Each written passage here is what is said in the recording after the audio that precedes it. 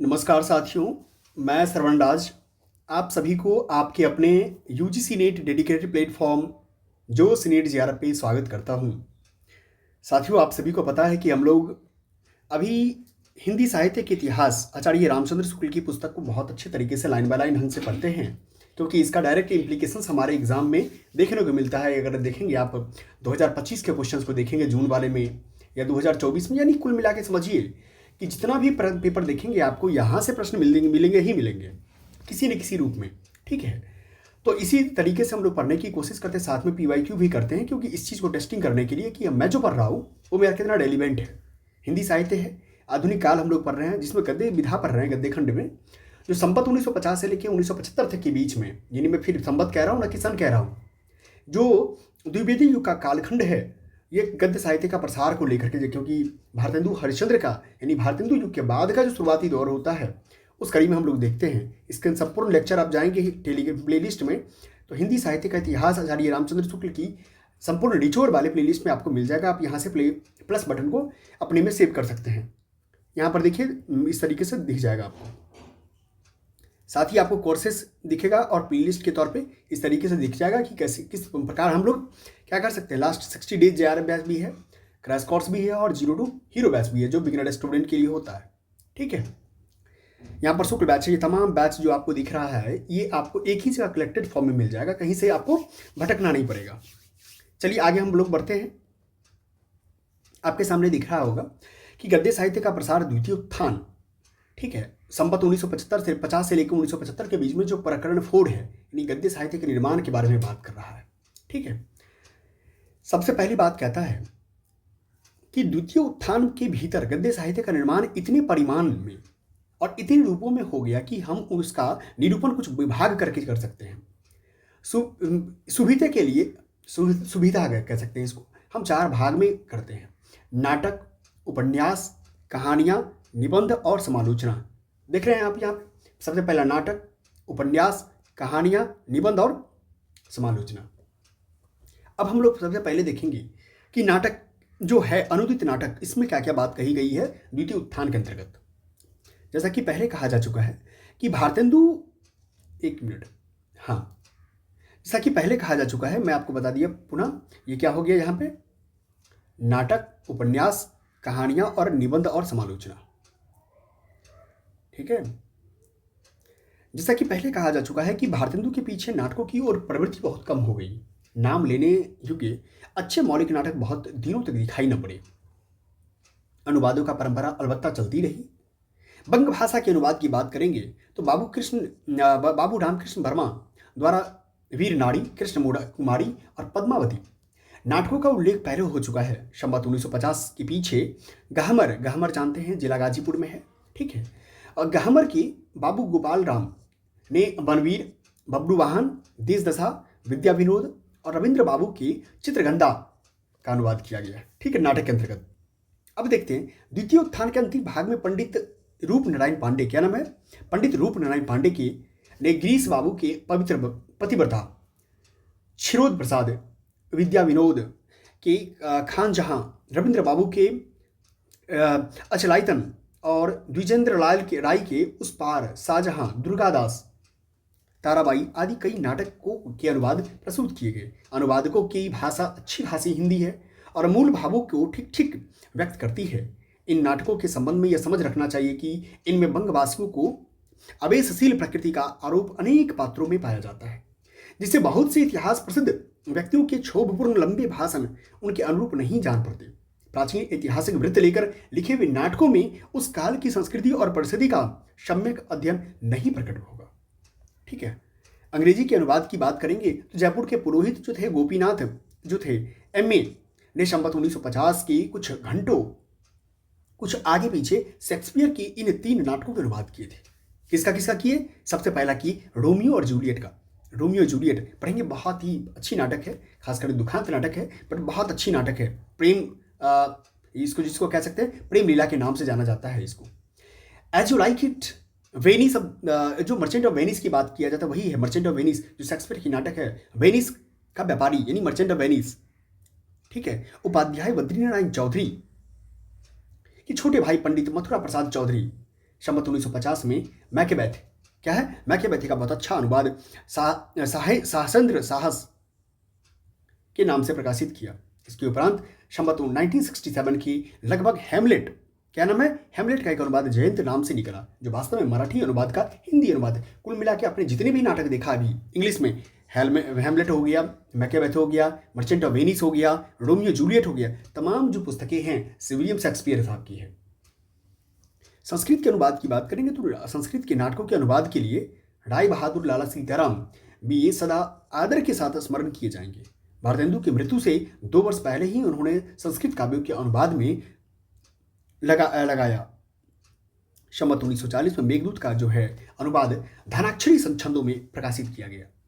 इसके उपरांत वे बराबर किसी न किसी काव्य नाटक का अनुवाद करते रहे। संवत 1944 में उनका जो उस नागानंद, क्या नाम है, नागानंद का अनुवाद निकला। फिर तो धीरे धीरे उन्होंने मृच्छकटिक, महावीर चरित्र, उत्तम रामचरित्र, मालती माधव, मालविका अग्निमित्रम का भी अनुवाद कर डाला। यद्यपि पद्य भाग के अनुवाद में लाला साहब को वैसी सफलता नहीं हुई, पर उनकी हिंदी बहुत सीधी सादी, सरल और आडंबर शून्य है। संस्कृत का भाव उसमें इस ढंग से लाया गया कि कहीं संस्कृतपन या जटिलता नहीं आने पाई। भारतेंदु के समय में वे काशी के क्वींस कॉलेज स्कूल के सेकेंड सेमेस्टर में थे। पीछे डिप्टी कलेक्टर हुए और अंत में शांतिपूर्वक प्रयाग में आ रहे। 2 जनवरी 1937 को उनका क्या हो गया, साकेतवास हो गया। साकेतवास मतलब देहांत कहिए, गोलोकवास कहिए, कुछ भी कह सकते हैं। संस्कृत के एक अनेक पुराण ग्रंथों के अनुवादक रामचरितमानस बिहारी सतसई के टीकाकार, सनातन धर्म के प्रसिद्ध व्याख्याता मुरादाबाद के पंडित ज्वाला प्रसाद मिश्र ने बेनी संहार और अभिज्ञान शकुंतलम के हिंदी अनुवाद भी प्रस्तुत किए। संस्कृत की रत्नावली नाटिका हरिश्चंद्र को बहुत पसंद थी। उसके कुछ अंश का अनुवाद भी उन्होंने किया था, पर पूरा न कर सके। भारत मित्र के प्रसिद्ध संपादक, हिंदी के बहुत ही सिद्धहस्त लेखक बाबू बालमुकुंद गुप्त ने उक्त नाटिका का पूरा अनुवाद अत्यंत सफलतापूर्वक किया। संवत 1970 में पंडित सत्यनारायण जो है कविरत्न ने भवभूति के उत्तर रामचरित्र का और पीछे मालती माधव का अनुवाद किया।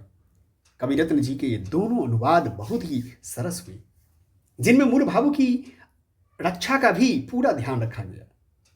पद्य अधिकतर ब्रज भाषा के सवयों में है, जो पढ़ने में बहुत मधुर है। इन पद्यों में खटकने वाली केवल 2 ही बातें कहीं कहीं मिलती है। पहली बात तो यह है कि ब्रज भाषा साहित्य में स्वीकृत शब्दों के अतिरिक्त वे कुछ स्थलों पर ऐसे शब्द भी लाए हैं जो एक भूभाग तक ही, चाहे वो ब्रजमंडल के अंतर्गत ही क्यों ना हो, परिमित है। शिष्ट साहित्य में ब्रजमंडल के भीतर बोले जाने वाले शब्द जो है नहीं ग्रहण किए हैं। ब्रज भाषा देश की सामान्य काव्य भाषा रही, अतः काव्यों में उसके वे ही शब्द लिए गए हैं जो बहुत दूर तक बोले जाते हैं और थोड़े बहुत तक सब स्थानों में समझ लिए जाते हैं। उदाहरण के लिए सिदौसी शब्द लीजिए, जो खास मथुरा वृंदावन में बोला जाता है, पर साहित्य में नहीं मिलता। दूसरी बात यह है कि कहीं कहीं श्लोकों का पूरा भाव लाने के प्रयत्न में भाषा ध्रुव और अव्यवस्थित हो गई है। अब हम चलते हैं मौलिक नाटक की तरफ। क्या चलते हैं? मौलिक नाटक की तरफ। तो मौलिक नाटक के अंतर्गत हम देखते हैं कि काशी निवासी जो है पंडित किशोरी लाल गोस्वामी ने प्रथम उत्थान के अंत में 2 नाटक लिखे थे, चौपट चपेट और मयंक मंजरी। क्या नाम है? चौपट चपेट और मयंक मंजरी। इनमें से प्रथम तो एक प्रहसन था, जिसमें चरित्रहीन और छल कपट से भरी स्त्रियों तथा लुच्चों, लफंगों आदि के विभत्स और अश्लील चित्र अंकित किए गए थे। दूसरा 5 अंकों का नाटक था, जो श्रृंगार रस की दृष्टि से संवत 1948 में लिखा गया था। यह भी साहित्य में कोई विशेष स्थान प्राप्त न कर सका और लोक विस्मृत हो गया। हिंदी के विख्यात कवि पंडित अयोध्या सिंह उपाध्याय, क्या नाम है? पंडित अयोध्या सिंह उपाध्याय की प्रवृत्ति इस द्वितीय उत्थान के आरंभ में नाटक लिखने की ओर भी हुई थी। उन्होंने रुक्मिणी प्रिय परिणय और प्रद्युमन विजय व्यायोग नाम से 2 नाटक लिखे गए थे। ये दोनों जो आप याद रखिएगा, ये दोनों नाटक उपाध्याय जी के हाथ आजमाने के लिए लिखे गए थे। आगे उन्होंने इस ओर कोई प्रयत्न नहीं किया। पंडित ज्वाला प्रसाद मिश्र ने संस्कृत नाटकों के अनुवाद के अतिरिक्त सीता वनवास नाम का एक नाटक भी लिखा था, जिसमें भवभूति के उत्तर रामचरित्र की कुछ झलक थी। उसके भाई पंडित बलदेव प्रसाद मिश्र ने 3 अच्छे रूपक लिखे, प्रभास मिलन, ब्रज के नंद, यशोदा, गोपियों का प्रभास क्षेत्र में वसुदेव, कृष्ण बलराम आदि से भेंट होने का मार्मिक प्रसंग लेकर बड़ी सहृदयता के साथ रचा गया। मीराबाई नाटक भक्ति भाव जगाने वाला उत्तम नाटक है। लल्ला बाबू समाज का एक छोटा सा खंड चित्र दिखाने वाला अच्छा प्रहसन था। भारतेंदु का बृहत जीवन चरित्र लिखने वाले बन बाबू शिवनंदन सहाय का सुदामा नाटक भी खासकर उल्लेख योग्य है। इन मौलिक नाटक रूपों की सूची देखने से यह लक्षित हो जाता है कि नाटक की कथा वस्तु के लिए लोगों का ध्यान अधिकतर ऐतिहासिक और पौराणिक प्रसंगों की ओर ही गया है। वर्तमान सामाजिक और पारिवारिक जीवन की विविधा उलझे हुए पक्षों का सूक्ष्मता के साथ निरीक्षण करके उनके मार्मिक या अनूठे चित्र खड़ा करने वाली उद्भावना उनमें नहीं पाई जाती।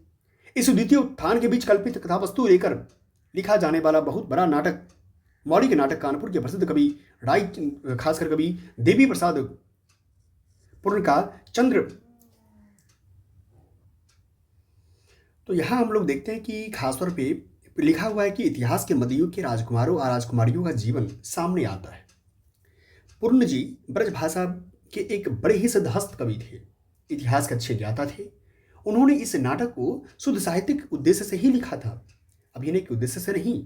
वस्तु विन्यास के कौतूहल उत्पन्न करने वाला जो वैचित्र होता है उसके न रहने से कम ही लोगों के हाथ में यह नाटक पड़ा। ललित और अलंकृत भाषण के बीच बीच में मधुर पदे पठनी की उत्कंठा रखने वाले पाठकों ही ने अधिक तरीके से बढ़ा है। अब चलते हैं हम लोग कहां से, नाटक के बाद उपन्यास पे चलते हैं, जो अनुदित उपन्यास है। इस द्वितीय उत्थान में आलस्य का जैसा त्याग उपन्यासकारों में देखा गया वैसा किसी वर्ग के भीतर किसी वर्ग के हिंदी के लेखकों में नहीं। अनुवाद भी खूब किए और मौलिक उपन्यास भी कुछ दिनों तक धाराधार निकले। किस प्रकार के, खासतौर पे यह आगे प्रकट किया जाएगा। पहले अनुवादों की बात खत्म कर देनी चाहिए। अनुवाद में देखेंगे तो संवत 1951 तक बाबू कृष्ण वर्मा उर्दू और अंग्रेजी के कुछ अनुवाद कर चुके थे, जैसे ठग वृतांत माला 1946 के संवत के आसपास, पुलिस जो है वृतांत माला, अकबर, अमला वृतांत माला, चित्तौर चातकी का बंग भाषा में अनुवाद उन्होंने संवत 1952 में कर दिया था। यह पुस्तक चित्तौर के राजवंश की मर्यादा के विरुद्ध समझी गई। इसके विरोध में यहाँ तक आंदोलन हुआ कि सब कॉपियां गंगा में फेंक दी गई। फिर बाबू कार्तिक प्रसाद खत्री के इन्हें इला और प्रमिला का अनुवाद किया। जया और मधुमालती के अनुवाद 2-1 वर्ष पीछे निकले। भारतेंदु प्रवर्तित प्रथम उत्थान के अनुवादकों में भारतेंदु काल की हिंदी के विशेषता बनी रही। उपयुक्त तीनों लेखकों की भाषा बहुत ही साधु और संयत रही, यद्यपि उसमें चटपटापन न था, पर हिंदीपन पूरा का पूरा था। फारसी अरबी के शुद्ध शब्द जो है बहुत ही कम दिखाई देते हैं। साथ ही संस्कृत के शब्द भी ऐसे हैं जो हिंदी के परंपरागत रूप से किसी प्रकार का असमंजस नहीं उत्पन्न करते। सारांश यह है कि उन्होंने सूरता, चपलता, लघुरता, मूर्खता, सहायता, दीर्घता, मृदुता ऐसी संस्कृत का सहारा लिया है। शौर्य, चापल्य और लाघव, साहय, दर्दई और मार्दव जैसे संस्कृत का नहीं। द्वितीय उत्थान के आरंभ में हमें बाबू गोपाल राम गहमर जो हैं, क्या नाम है, बाबू गोपाल राम गहमर, बंग भाषा के गृहस्थ उपन्यासों के अनुवाद में तत्पर मिलते हैं। उनके कुछ उपन्यास तो इस उत्थान संवत 1957 के पूर्व लिखे गए, जैसे चतुर चंचला, भानुमति, नए बाबू, बहुत से इसके आरंभ हुए हैं। बड़ा भाई, देवरानी जेठानी, आपको देवरानी जेठानी तो कई बार खासकर PYQ में पूछा जा चुका है। 2 बहीन, 3 पुतहू, सास पुतहू, भाषा उनकी चटपटी और वक्तापूर्ण है। यह गुण लाने के लिए कहीं कहीं उन्होंने पूर्वी शब्दों और मुहावरों का भी बेधराक प्रयोग किया है। उनके लिखने का ढंग बहुत ही मनोरंजक है। इस काल के आरंभ में गाजीपुर के मुंशी उदित नारायण लाल के भी कुछ अनुवाद निकले, जिनमें मुख्य दीप निर्वाण नामक ऐतिहासिक उपन्यास है। इसमें पृथ्वीराज के समय का चित्र है। इस उत्थान के भीतर बंकिम चंद्र, रमेश चंद्र दत्ता, हरायन चंद्र रक्षित, चंडीचरण सेन, शरत बाबू, चारूचंद्र, इतिहास बंग भाषा के प्राय सब प्रसिद्ध उपन्यासकारों की बहुत सी पुस्तकों के अनुवाद तो हो ही गए। रविंद्र बाबू की आंख की किरकिरी आदि कई उपन्यास हिंदी रूप में दिखाई पड़े, जिनके प्रयास से इन उत्थान के अंत में आविर्भूत होने वाले हिंदी के मौलिक उपन्यासकारों का आदर्श बहुत कुछ ऊंचा रहा। इस अनुवाद विधान में योग देने वाले पंडित स्वरी प्रसाद शर्मा और पंडित रूपनारायण पांडे विशेष उल्लेख योग्य है। बंग भाषा के अतिरिक्त उर्दू, मराठी और गुजराती के भी कुछ उपन्यासों के अनुवाद हिंदी में हुए, पर बंगला की अपेक्षा बहुत कम। काशी के बाबू गंगा प्रसाद गुप्त ने पूना में हलचल आदि कई उपन्यास उर्दू से अनुवाद करके निकाले। मराठी से अनुदित उपन्यासों में बाबू रामचंद्र वर्मा का छत्रसाल बहुत ही उत्कृष्ट है। अंग्रेजी के 2 ही 4 उपन्यासों के अनुवाद देखने में आए, जैसे आप देखेंगे रेनल्ड्स कृत लैला, लंदन रहस्य। अंग्रेजी के जो खास करके प्रसिद्ध उपन्यास टाउन काका की कुटिया का भी अनुवाद हुआ। अनुवादों की चर्चा यही समाप्त कर अब हम मौलिक उपन्यासों को लेते हैं। पहले अनुदित उपन्यास देखा, अब मौलिक उपन्यास देखते हैं। पहले मौलिक उपन्यास देख लेकर लेखक उनके उपन्यासों की सर्वसाधारण में धूम रही, खासकर काशी के बाबू देवकीनंद खत्री थे। ठीक है, द्वितीय उत्थान काल के पहले ही ये नरेंद्र मोहिनी, कुसुम कुमारी, वीरेंद्र वीर आदि कई उपन्यास लिख चुके थे। उक्त काल के आरंभ में तो चंद्रकांता संतति नामक इनके अयारी के उपन्यासों की चर्चा चारों ओर इतनी फैली कि जो लोग हिंदी की किताबें नहीं पढ़ते थे वे भी इन नामों से परिचित हो गए।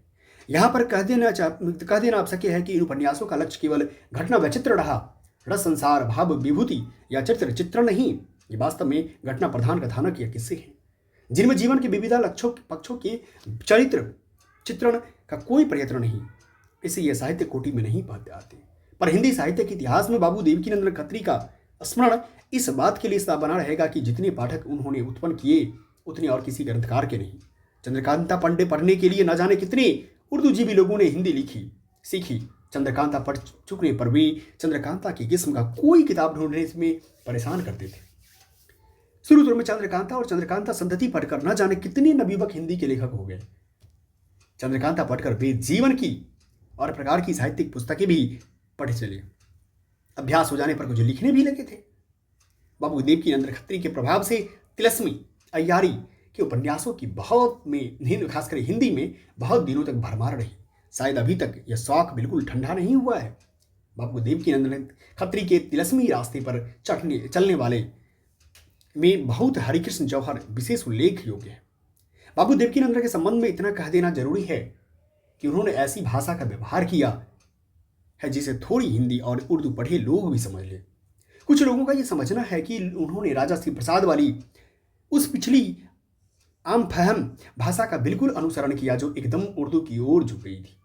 ठीक नहीं, कहना चाहे तो यूँ कह सकते हैं कि उन्होंने साहित्यिक हिंदी न लिखकर हिंदुस्तानी लिखी, जो केवल इसी प्रकार की हल्की रचनाओं में काम दे सकती थी। हिंदुस्तानी का मतलब वही हिंदी और फारसी और का समावेश रहे उर्दू का भी। उपन्यासों का ढेर लगा देने वाले दूसरे मौलिक उपन्यासकार पंडित किशोरीलाल गोस्वामी का नाम याद रखना है। पंडित किशोरीलाल गोस्वामी, जन्म इनका हुआ है संवत 1922, मृत्यु 1989, जिनकी रचनाएं साहित्य कोटि में आती है। इनके उपन्यासों में समाज के कुछ सजीव चित्र वासनाओं के रूप में रंग, आकर्षक वर्णन और थोड़ा बहुत चरित्र चित्रण भी अवश्य पाया जाता है। गोस्वामी जी संस्कृत के अच्छे जानकार, साहित्य के मर्मज्ञ और हिंदी के पुराने कवि और लेखक थे। संवत 1955 में उन्होंने उपन्यास मासिक पत्र निकाला। द्वितीय उत्थान काल के भीतर 65 छोटे बड़े उपन्यास लिखकर प्रकाशित किए। अतः साहित्य की दृष्टि से उन्हें हिंदी का पहला उपन्यासकार कहना चाहिए। इस द्वितीय उत्थान काल के भीतर उपन्यासकार इन्हीं को कह सकते हैं। और लोगों ने भी मौलिक उपन्यास लिखे पर ये वास्तव में उपन्यासकार न थे। ये चीजें लिखते लिखते वे उपन्यास की ओर भी जा रहे थे, पर गोस्वामी जी वहीं घर करके बैठ गए। एक क्षेत्र उन्होंने अपने लिए चुन लिया और उसी में रह गए। यह दूसरी बात है कि उनके बहुत से उपन्यासों का प्रभाव नवयुवकों पर बुरा पड़ सकता है। उनमें उच्च वासनाएं व्यक्त करने वाले दृश्यों की अपेक्षा निम्न कोटि की वासनाएं प्रकाशित करने वाले दृश्य अधिक भी और चुटकुले भी। इस बात की शिकायत चपला में अधिक संबंध में अधिक हुई थी। एक और बात जरा खटकती है, वह है उनका भाषा के साथ मजाक। कुछ दिन पीछे उन्हें उर्दू लिखने का शौक हुआ।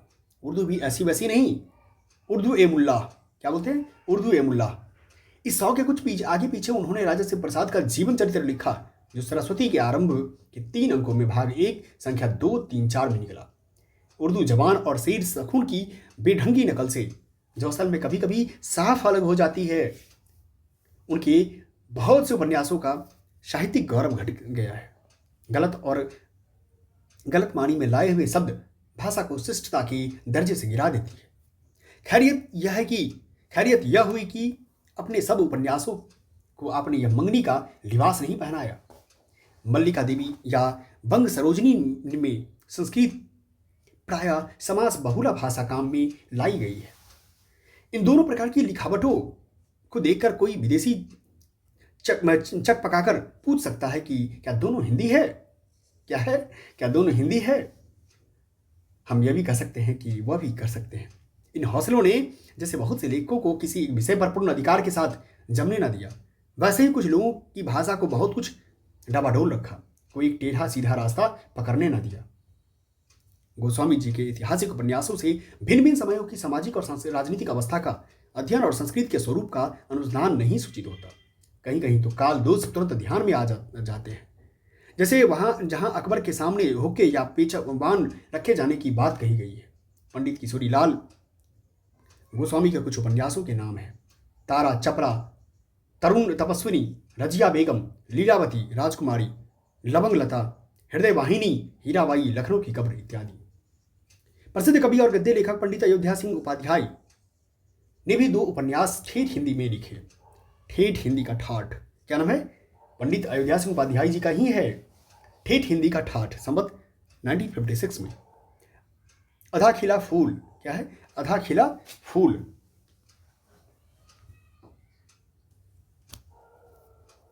पर ये दोनों पुस्तकें भाषा के नमूने की दृष्टि से लिखी गई है और औपन्यासिक कौशल की दृष्टि से नहीं। उनकी सबसे पहले लिखी पुस्तक वेनिस का बांका में जैसे भाषा संस्कृतपन की सीमा पर पहुंची हुई थी, वैसे ही इन दोनों में ठेठपन की हद दिखाई देती है। इन तीनों पुस्तकों के सामने रखने पर पहला ख्याल यही पैदा होता है कि उपाध्याय जी क्लिष्ट संस्कृत प्राय भाषा भी लिख सकते हैं और सरल ठेठ हिंदी भी। अधिकतर इसी भाषा वैचित्र पर ख्याल जमकर रह जाता है। उपाध्याय जी के साथ पंडित लज्जाराम मेहता का भी स्मरण आता है, जो अखबार नवीसी के बीच बीच में पुरानी हिंदू मर्यादा, हिंदू धर्म, हिंदू पारिवारिक व्यवस्था की सुंदरता, समीचीनता दिखाने के लिए बड़े छोटे उपन्यास भी लिखा करते थे। उनके उपन्यासों में मुख्य ये हैं: धातु रसिक लाल, ठीक है, धूर्त रसिक लाल है, हिंदू गृहस्थ, आदर्श दंपत्ति, बिगड़े का सुधार, आदर्श हिंदू। ये दोनों महाशय वास्तव में उपन्यासकार नहीं, उपाध्याय जी कवि हैं और ये मेहताब जी पुराने अखबार नवीस थे। यानी अखबारों में जो काम करने वाले को कहते हैं हम लोग। काव्य कोटि में आने वाले भाव प्रधान उपन्यास, जिनमें भाव या मनोविकारों का प्रगल्भ और वेगवती व्यंजना का लक्ष्य प्रधान हो, चरित्र चित्रण का या घटना वैचित्र का लक्ष्य नहीं। हिंदी में न देख, बंग भाषा में काफी देख बाबू ब्रजनंदन शाही बीए ने 2 उपन्यास इस ढंग से प्रस्तुत किए: सौहार्दी सौंदर्य पाशक, राधाकांत, ठीक है। अब छोटी कहानियां को हम देखते हैं, कहाँ कहाँ देख लिया हम लोग? नाटक देख लिया, उपन्यास देख लिया, और नाटक अब देखेंगे एक छोटी कहानी। जिस प्रकार गीत गाना सुनना मनुष्य के स्वभाव के अंतर्गत है, उसी प्रकार कथा कहानी कहना और सुनना भी। कहानियों का चलन सभ्य असभ्य सब जातियों में चला आ रहा है। सब जगह उसका समावेश श्रेष्ठ साहित्य के भीतर भी हुआ है। घटना प्रधान और मार्मिक उनकी स्थूल भेद भी बहुत पुराने हैं और इनका मिश्रण भी। बृहद कथा, बैताल पचीसी, सिंहासन बतीसी इत्यादि घटना क्रम में रमाने वाली कथाओं की पुरानी पोथियां हैं।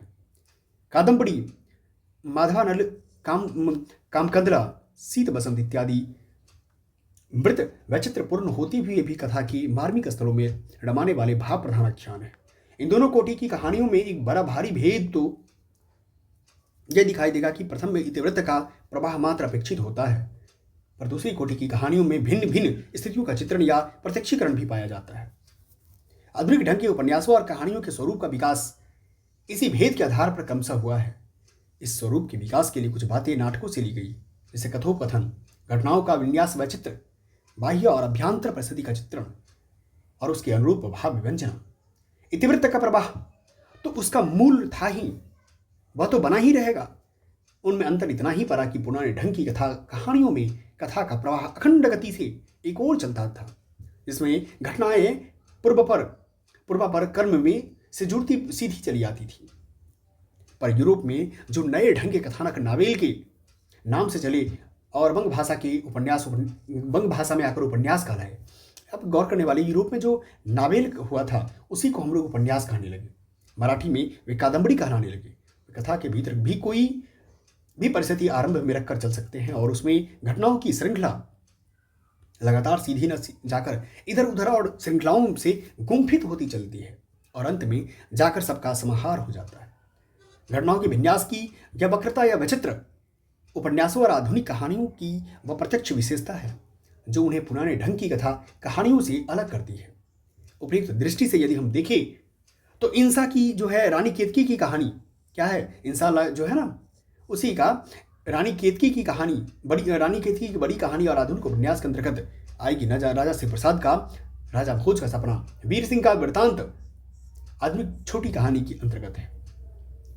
अंग्रेजी की मासिक पत्रिकाओं में जैसे छोटी छोटी आख्यायिकाएं कहानियां निकला करती थी, वैसी कहानियों की रचना गल्प के नाम से वंग भाषा में चल पड़ी थी। किस नाम से? गल्प के नाम से। याद रखना है, गल्प के नाम से। ये भी आपके पीवाईक्यू के अंतर्गत आया हुआ है। ये कहानियां जीवन के बड़े मार्मिक और भाव व्यंजक विखंडित चित्रों के रूप में होती थी। द्वितीय उत्थान की सारी प्रवृत्तियों का आभास से लेकर प्रकट होने वाली सरस्वती पत्रिका में इस प्रकार की छोटी कहानियों को दर्शन होने लगी। सरस्वती के प्रथम वर्ष खासतौर पे संवत 1957 में ही पंडित किशोरी लाल गोस्वामी इंदुमती, किसका है? इंदुमती नाम की कहानी छपी। इंदुमती कहानी किसका है? पंडित किशोरी लाल गोस्वामी का, पंडित किशोरी लाल गोस्वामी जी का, जो मौलिक जान पड़ती थी। इसके उपरांत तो उसमें कहानियां बराबर निकलती रही, पर यह अधिकतर बंग भाषा के से अनुदित या छाया लेकर लिखी होती थी। बंग भाषा से अनुवाद करने वालों में इंडियन प्रेस के मैनेजर बाबू गिरिजा कुमार घोष, जो हिंदी कहानियों में अपना नाम लाला पार्वती नंदन देते थे, विशेष उल्लेख योग्य है। उसके उपरांत बंग महिला का स्थान है, जो मिर्जापुर निवासी प्रतिष्ठित बंगाली सज्जन बाबू राम प्रसन्न घोष की पुत्री और बाबू पूर्णचंद्र की धर्मपत्नी थी। उन्होंने बहुत सी कहानियों का बंगला से अनुवाद तो किया ही, हिंदी में कुछ मौलिक कहानियां भी लिखी, जिनमें से एक थी दुलाई वाली। क्या नाम थी? दुलाई वाली। ये तो समझिए स्टार लगा लीजिए, ट्रिपल स्टार, जितना स्टार लगाना, क्योंकि दुलाई वाली समझिए बंग महिला जिसको कहते हैं। ये कहानी आप जाएंगे तो हमारे प्लेटफॉर्म पे ही आपको सभी जितने अच्छी बात, और यूनिट 7 का जो है ना, यूनिट 7 में जितनी कहानी लगी हुई है, आपको एक एक कहानी बहुत ही अच्छे तरीके से आपको मेरे चैनल पे ले पढ़ाया हुआ है, जाकर के आप देख सकते हैं प्ले लिस्ट में। 1964 की सरस्वती में प्रकाशित हुई थी। ये भी क्वेश्चन आता है कि दुलाई वाली कहानी जो है किस पत्रिका में प्रकाशित हुई थी? सरस्वती पत्रिका में। कहानियों का आरंभ कहाँ से मानना चाहिए यह देखने के लिए सरस्वती में प्रकाशित कुछ मौलिक कहानियों के नाम इस प्रकार है। ये बहुत ही हिट है क्वेश्चन, पीवाईक्यू मानिए, जो भी मानना है इसको कह सकते हैं, क्योंकि ये पूछा गया है। पहला इंदुमती है, किसका? किशोरी लाल गोस्वामी का। गुलबहार किशोरी लाल गोस्वामी का ही है। प्लेग की चुड़ैल मास्टर भगवान दास मिर्जापुर। 11 वर्ष का समय रामचंद्र शुक्ल का है, 11 वर्ष का समय। पंडित और पंडिताइन गिरिजादत्त वाजपेयी का है। दुलाई वाली बंग महिला, क्या है? दुलाई वाली बंग महिला। इनमें ये यदि मार्मिकता की दृष्टि से भाव प्रधान कहानियों को चुने तो 3 मिलती है, इंदुमती, 11 वर्ष का समय और दुलाई वाली। यदि इंदुमती किसी बंगला कहानी की छाया नहीं है तो हिंदी की यह पहली मौलिक कहानी ठहरती है। किसको? इंदुमती के बारे में कह सकते हैं। इसके उपरांत 11 वर्ष का समय, इसके उपरांत खासतौर पर देखेंगे इंदुमती के बाद 11 वर्ष का समय और फिर दुलाई वाली का नंबर आता है। ऐसी कहानियों की ओर लोग बहुत आकर्षित हुए। वे इस काल के भीतर की प्रायः सब मासिक पत्रिकाओं के बीच बीच में निकलती रही। संवत 1968 में कल्पना और भावुकता के कोस बाबू जयशंकर प्रसाद की ग्राम नाम की कहानी उनके मासिक पत्र इंदू में निकली। उसके उपरांत तो उन्होंने आकाशदीप, आकाशदीप किसका है? बाबू जयशंकर प्रसाद का। याद रखिएगा, ये पीवाईक्यू का हिट क्वेश्चन है। बिसाती, प्रतिध्वनि, स्वर्ग से खंडहर, चित्र मंदिर इत्यादि अनेक कहानियां लिखी जो द्वितीय उत्थान के भीतर आती है। हास्य रस की कहानियां लिखने वाले जीपी श्रीवास्तव की पहली कहानी इंदू में संवत 1968 में ही निकली थी। इसी समय के आसपास आजकल के प्रसिद्ध कहानी लेखक पंडित बिशंबरनाथ शर्मा कौशिक, क्या नाम है? बिशंबरनाथ शर्मा कौशिक ने भी कहानी लिखना प्रारंभ किया। उनकी पहली कहानी रक्षाबंधन 1913 की सरस्वती में छपी थी। सूर्यपुरा के राजा राधिका रमन प्रसाद सिंह जी की हिंदी के अत्यंत भावुक और भाषा की शक्तियों पर अद्भुत अधिकार रखने वाले पुराने लेखक हैं। उनकी एक अत्यंत भावुकता पूर्ण कहानी कानों में कंगना, क्या है? कानों में कंगना किसका है? सूर्यपुर के राजा कहाँ थे? राजा राधिका रमन प्रसाद सिंह जी। कानों में कंगना, क्या नाम है? राजा राधिका रमन प्रसाद। ये भी कहानी हमारे प्लेलिस्ट में लगा हुआ है, जाकर देख सकते हैं। 1970 में इंदू में निकली थी। किस में निकली थी? इंदू में निकली। आपने 2 नाम अभी तक ज़्यादा सुना, एक इंदू सुना है और एक सुना है सरस्वती पत्रिका। उसके पीछे आपने बिजली आदि कुछ और सुंदर कहानियां भी लिखी। पंडित ज्वाला दत्ता शर्मा ने संवत 1971 में कहानी लिखना आरंभ किया और उसकी पहली कहानी 1914 में सरस्वती में निकली थी। चतुरसेन शास्त्री भी इसी वर्ष कहानी लिखने की ओर झुके थे। ठीक है, तो अब ऐसा करते हैं कि यहाँ से जो कहानी का यहाँ तक नहीं करवा देते हैं। ठीक है, संस्कृत के प्रकांड प्रतिभाशाली विद्वान हिंदी के अनन्य आराधक श्री चंद्रधर शर्मा गुलेरी, क्या नाम है, चंद्रधर शर्मा गुलेरी की अद्वितीय कहानी उसने कहा था। वाह, वाकई मैं कहता हूँ ये कहानी पढ़ करके ना दिमाग आपका खुश हो जाएगा। चंद्रधर शर्मा गुलेरी का जो कहानी है, नाटक खासकर कहानी है, उसने कहा था, ये खासकर के प्रेम से वसीभूत खासकर कहानी है, उसने कहा था। तो आप यहाँ देखेंगे श्री चंद्रधर शर्मा गुलेरी की जो कहानी है उसने कहा था, खासतौर पे उसने कहा था, मैं युद्ध और प्रेम को एक साथ किस तरीके से लहना सिंह नाम का एक पात्र होता है, नायक होता है, जो लहना सिंह अपने जो प्रेमिका मानिए, जो बचपन की प्रेमिका होती है, बाद में चल के सूबेदारनी बन जाती है, उस सूबेदारनी का जो पति होता है यानी बोधा सिंह कहिए, उसको बचाने के लिए जो कहा था कि उसने कहा था, यानी क्या कहा था कि जब मेरी शादी हो जाएगी, जो मेरे पति होंगे, किसी समय अगर ऐसा विकट स्थिति आएगा तो तुम मेरे पति को बचा लेना या मेरे बेटे को बचा लेना। तो वही बात है, लहना सिंह उस युद्ध में अपने जान पर खेल करके, उस प्रेम के बातों को याद रख करके अपनी जान को कुर्बानी दे दिया अपने प्रेमिका के पति को और बच्चे को बचाने के लिए। ठीक है, तो देखिए ऐसा भी है। आप इसको अगर इतनी ही रोमांचक ढंग से देखना पढ़ना चाहते हैं तो हमारे प्लेटफॉर्म पर जाएंगे, प्लेलिस्ट में यूनिट नंबर 7 हिंदी कहानी लगा हुआ है, वहाँ पर देख सकते हैं। फिर कहता कि आगे सरस्वती में कब छपी थी, सरस्वती में छपी थी ये। इसके पक्के यथार्थवाद के बीच सुरुचि की चरम मर्यादा के भीतर भावुकता का चरम उत्कर्ष अत्यंत निपुणता के साथ स्फुटित है। घटना एक ऐसी है जिसकी बराबर हुआ करती है, पर इसमें भीतर से प्रेम और एक स्वर्गीय स्वरूप झांक रहा है। केवल झांक रहा है, निर्लजता के साथ पुकार या करा नहीं रहा। कहानी भर के कहीं प्रेमी की निर्लजता, प्रगल्भता, वेदना की विभत्स वृत्ति नहीं है। सुरुचि के शिवकुमार से शिवकुमार स्वरूप पर कहीं आघात नहीं पहुंचता। इसकी घटनाएं भी बोल रही है, पात्रों को बोलने की अपेक्षा नहीं। ठीक है, क्या बोल रही है, पात्र नहीं बोल रहे हैं, घटना ही बोल रही है। हिंदी के सर्वश्रेष्ठ उपन्यासकार प्रेमचंद की छोटी कहानियां भी सन 1973 से निकलने लगी। इस प्रकार द्वितीय उत्थान काल के अंतिम भाग में ही आधुनिक कहानियों का आरंभ हम पाते हैं, जिनका पूर्ण विकास तृतीय उत्थान में हुआ था। चलिए अब हम लोग निबंध के बारे में, जो खासतौर पर निबंध आलोचना का जो प्रसंग है, इसको लेकर के हम लोग नेक्स्ट क्लास में पढ़ने वाले हैं।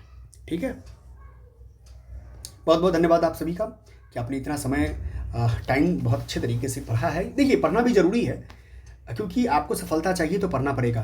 There is no any substitution of study hard work. Hard work का कोई सब्सटीट्यूट नहीं है, आपको पढ़ना ही पड़ेगा। इसीलिए ये बुक तो ऐसी बुक है ना कि जिसके पढ़ने के बाद आपका समझिए सारगर्भित आपका विचार बन जाता है, आप किसी चीज़ को सोचने का नजरिया बदल जाएगा आपका। ठीक है, बहुत बहुत धन्यवाद, पढ़िए मन से। बाकी पेपर 1 भी तैयार हो चुका है, पेपर 1 भी जाकर देख सकते हैं। यूनिट 1 से लेकर यूनिट 10 तक का संपूर्ण कॉन्सेप्ट प्लस क्वेश्चन दोनों।